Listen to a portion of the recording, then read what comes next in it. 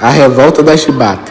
A Revolta da Chibata foi uma agitação militar na Marinha do Brasil, ocorrida no Rio de Janeiro nos dias 22 a 27 de novembro de 1910.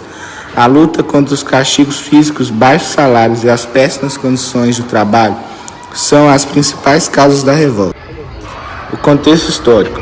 Naquela época, os marinheiros da Marinha do Brasil eram principalmente os negros escravizados recém-libertos. Estes eram submetidos a uma rotina árdua de trabalho em troca de baixos salários. Qualquer insatisfação era punível e a disciplina dos navios era mantida pelos oficiais por meio de castigos físicos, dos quais a chibatada era a punição mais comum.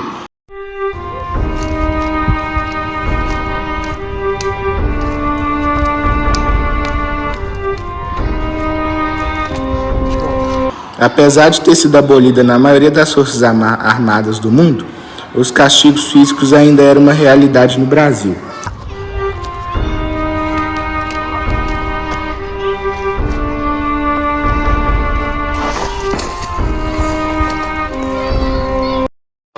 A insatisfação dos marinheiros cresceu depois que os oficiais receberam aumentos salariais, mas os marinheiros não. Os novos encouraçados brasileiros, Minas Gerais e São Paulo, exigiam mais pessoal para operar, sobrecarregando os marinheiros. Apesar do aumento dos salários dos oficiais e de uma nova tabela de serviços, os marinheiros de escalões inferiores se sentiram negligenciados e começaram a planejar um protesto.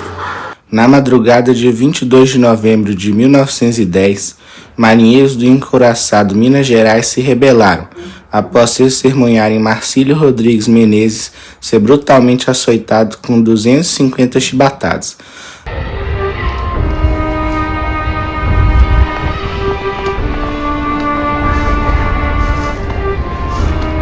A revolta foi liderada por João Cândido Felisberto, um marujo negro e analfabeto. O motim resultou na morte do comandante e de 2 oficiais do navio.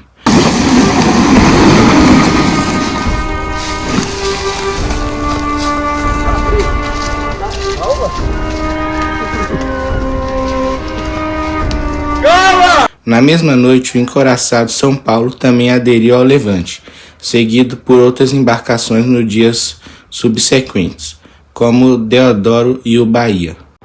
No Rio de Janeiro, o presidente Hermes da Fonseca enfrentou sua primeira crise, com os navios rebeldes bombardeando a cidade para demonstrar serenidade. Os revoltosos enviaram uma carta ao governo exigindo o fim dos castigos físicos, melhores condições de trabalho e alimentação e a anistia para todos os envolvidos. Em 26 de novembro, o presidente acatou as reivindicações encerrando a revolta. No entanto, 2 dias após a entrega das armas, foi decretado estado de sítio, iniciando a pressão e prisão dos marinheiros considerados indisciplinados.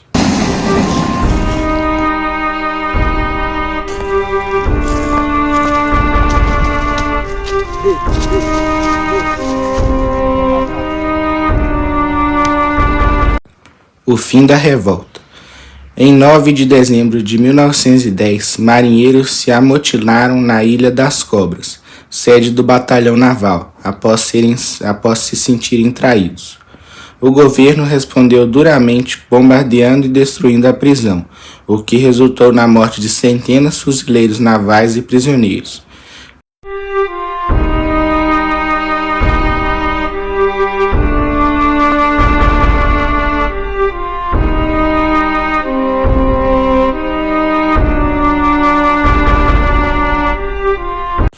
João Cândido, sobrevivente da prisão e absolvido das acusações de conspiração, foi internado em um hospício e depois expulso da Marinha.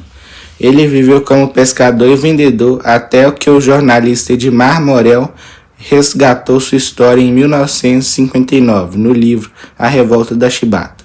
Em 23 de julho de 2008, o governo brasileiro reconheceu a legitimidade das causas da revolta e concedeu anistia aos marinheiros envolvidos.